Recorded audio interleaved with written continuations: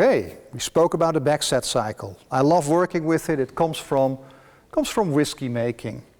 And then there is another procedure, another virtuous cycle, number 2, which is called Dunder pit. And Dunder pit comes from the rum making industry. What do they do in the Dunder pit? Basically, you remember that backset, right? So they take backset, but instead of putting it back in the mash, they just put it in a Dunder pit. And they let it sit there, and it grows funky and bad and horrible.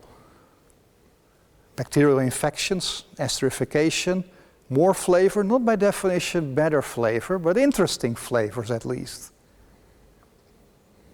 And since in rum you don't mash because the sugars are ready for fermentation directly, you can add part of that Dunder pit with your fermentation, with your molasses, with your water, and create more flavors.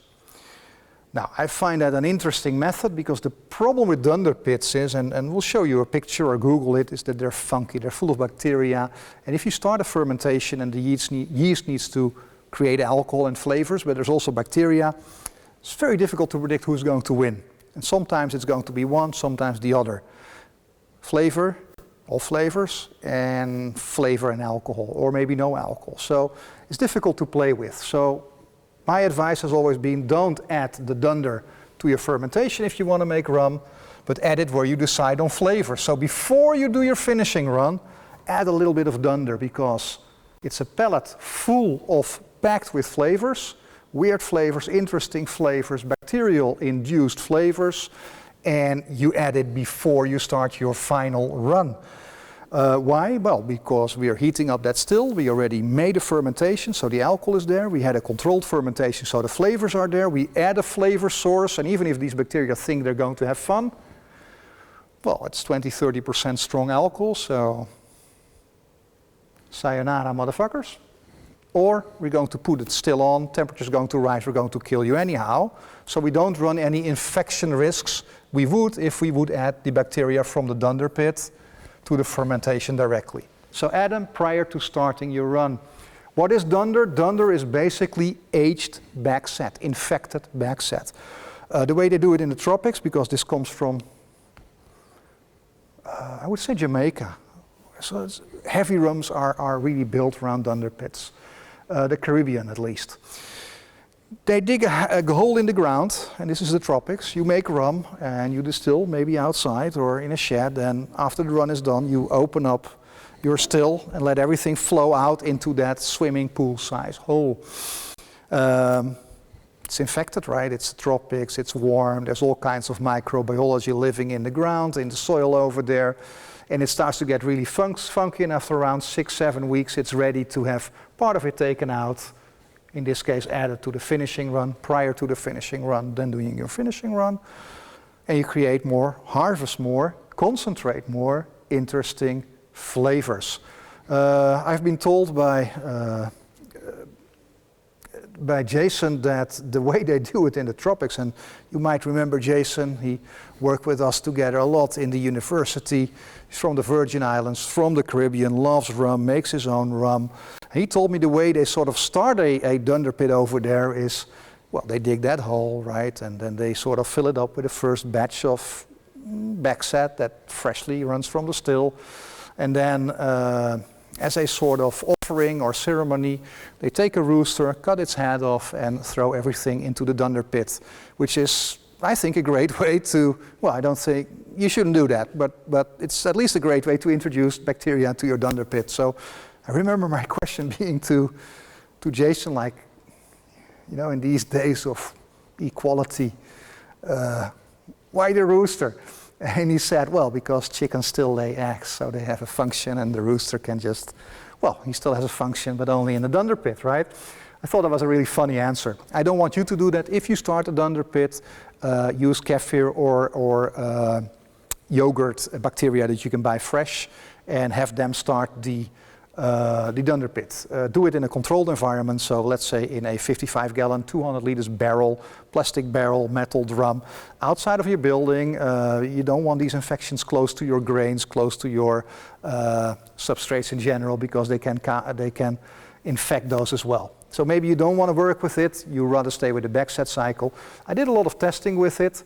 What you need to add to your finishing run, to the boiler prior to starting your finishing run, is maybe 1–3% at all. So let's say you do a 500 liter boiler charge, maybe add 5 to 15 liters of Dunder.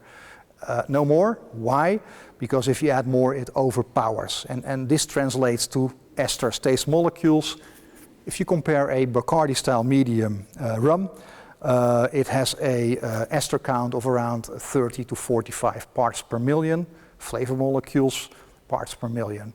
If you look at a Jamaican style where they use Dunder pits, it can easily go to 300 parts per million. So that's like a 7–8 times more flavor, and that comes from the Dunder pit. I've done Dunder pits with around 10%.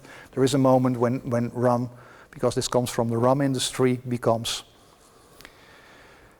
offensive, undrinkable. I don't want it, I don't like it anymore. So few percent is a nice way to go. So the second cycle is Dunder pit. You basically take backset, let it rot in a controlled environment. In your case, we're not, at least, well, I thought we're not in the tropics, but it's 30 degrees here, so maybe we should start digging a hole there as well. Controlled environment, kefir or yogurt bacteria. After 6 weeks, you can play around with some additions before you start your finishing run. Amazing explosion of flavors. So my thinking goes like this, okay, right, I've got a lot of connections in the whiskey industry where they use backsetting. Now I learned about this and I changed it a bit, so it's better. Now here's an innovation for you whiskey guys. Why don't you start to use Dunder pits as well? And they were a bit hesitant, and there's a reason for that. Especially single malt whiskey is made from malted barley. Malted grains are open, sprouted, prone to infections. You maybe don't want bacteria near that facility, that makes sense. But I then found out that most of them already do it. Whiskey producers use Dunder pits, only differently. They don't dig a hole in the ground. I haven't seen one throw a rooster in, or not even kefir or yogurt bacteria. What they do, traditionally for instance in Scotland, is use wooden washbacks. It's called washback, which is a weird name for a fermenter because they wash sour mash back into those fermenters before they start a new ferment. And they're made out of wood. And the reason they're made out of wood is because wood is of course porous, it's open in structure, so you get microbiology living in there. You ferment, but it's a controllable environment because if it runs out of control, you just blowtorch it and you scrape the charcoal off to minimize the infection from bacteria. But by working with wooden fermenters, wooden washbacks, they actually do introduce biological microbiology into their drinks and their associated flavors. Now the problem became for this whiskey industry that as it grew, you can't build wooden fermenters 10, 20, 30, 40, 50,000 liters. So they needed to change, and they needed to change towards stainless steel. Stainless steel is chemically inert basically. So guess what? Microbiology cannot start living in there. So now how do they make sure that they get those amazing flavors over that they used to have from working with, well, not a Dunder pit, but some contamination from the wood and the living microorganisms in that? How? Cleaning protocols. So what whiskey distilleries do nowadays to make sure they get some funky, fruity, interesting flavors from this end, they basically have cleaning protocols that are substandard or suboptimal. Or they are optimal from a flavor perspective, but not from a cleaning perspective. So bigger distilleries have pipes that can be automatically cleaned with steam, with water. And you can do that after every run. You create a sanitized environment. But if you create a sanitized environment, no bacterial infections. You cannot clean it, and after 2–3 runs of not cleaning it, your microbiology, your bacterial infection starts to run out of control. That's not what you want either. So what I usually implement is a 1 in 3 cleaning procedure. First one, not a lot of flavors from bacteria. Second one, more. 3, a lot. Let's clean it and we start all over again. And then by blending these runs, they create a certain more intense flavor profile than they could do without bacterial infection. So even in whiskey, you can see that a Dunder pit, or at least the microbiology behind the Dunder pit, plays a role with big alcohol, and it's something you can play around with. Spoken about brewers, right? How they're not very good at making whiskies because it's not sour enough, there's no grains presence, we don't need those hops in there, temperature control, everything, all the things we don't need because we do want flavors in whiskey beer in order to harvest them and concentrate them. One of the reasons why in general a good brewer isn't very good at distilling is because brewers are all about sanitation, because beer is a low alcohol drink. And since it is a low alcohol drink, it will spoil if there's a bacteria present. So they clean everything meticulously, they would steam the crap out of it like 2 times out of 1 instead of 1 times out of 3. Just to make sure that that batch of beer doesn't get ruined. And that's one of the reasons why, another reason why most brewers aren't good at distilling, for the simple reason that sanitation only plays a limited role in whiskey production, and a negatively one because it prevents certain flavors from developing. And that's the second cycle. Comes from rum, don't put it in your ferment, that's the worst idea ever. Just add a little bit in prior to finishing run. I've tested this backwards and forwards. I've stopped it because it became very funky. We've got a pretty professional and decent and big operation here. I enjoyed it, but I sort of went back to the backset cycle. Now, I don't know, what do you want to do? I think it depends a little bit, right? If you're in the tropics already, you love rum, go Dunder pit. Otherwise, go backset. You don't have to use both of them, but choose one of them. That's the goal here. You don't have to use all 3 cycles.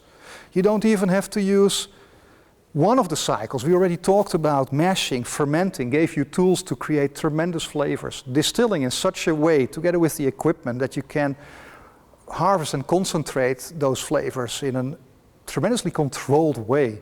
So you're going to make better products, or you have at least the toolkits to make better products than basically anybody else out there. This is just next level.